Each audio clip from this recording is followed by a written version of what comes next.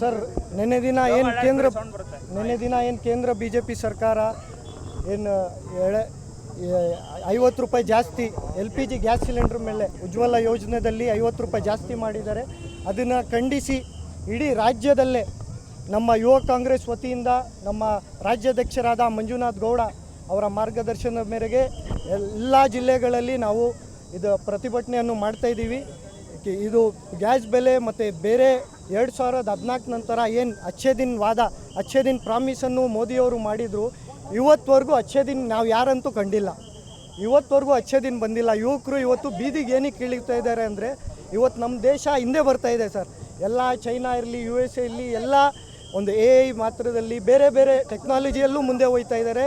ನಾವು ಇವತ್ತು ಹಿಂದೆ ಬರ್ತಾ ಇದ್ದೀವಿ ಅಂತ ಇವತ್ತು ನಾವು ಸೌದೆ ಒಲೆ ಇಟ್ಕೊಂಡು ನಾವು ಇವತ್ತು ಒಂದು ಸ್ಟ್ರೈಕ್ ಮೂಲಕ ನಾವು ಜನರಿಗೆ ಮತ್ತು BJP ಸರ್ಕಾರದ ವಿರುದ್ಧ ಜನಸಾಮಾನ್ಯರಿಗೆ ಇವತ್ತೇನು ತೊಂದರೆ ಆಗಿದೆ ಅದನ್ನು ಖಂಡಿಸಿ BJP ವಿರುದ್ಧ ನಾವು ಇವತ್ತು ಪ್ರತಿಭಟನೆ ಮಾಡ್ತಾಯಿದ್ದೀವಿ. ಅವ್ರುಗಳೇನು ಜನ ಆಕ್ರೋಶ ಯಾತ್ರೆ ಅಂತ BJP ಅವ್ರು ಮಾಡ್ತಾ ಇದ್ದಾರೆ.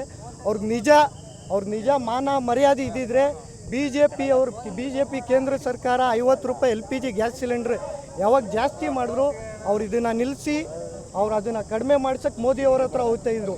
ಆದರೆ ಅವ್ರುಗಳು ಯಾರು ಹೋದೆ ಇನ್ನೂ ಜನ ಆಕ್ರೋಶ ಯಾತ್ರೆ ಅಂತ ಕಂಟಿನ್ಯೂ ಮಾಡ್ತಾ ಇದ್ದಾರೆ.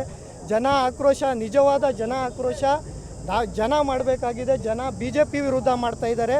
ಅದನ್ನು ಅವ್ರಿಗೆ ತೋರಿಸ್ತೀವಿ. ನಾವು ಅವ್ರ ವಿರುದ್ಧ ಪ್ರತಿಭಟನೆಗಳು ನಮ್ಮ ಹೋರಾಟ BJP ವಿರುದ್ಧ ಇರುತ್ತೆ.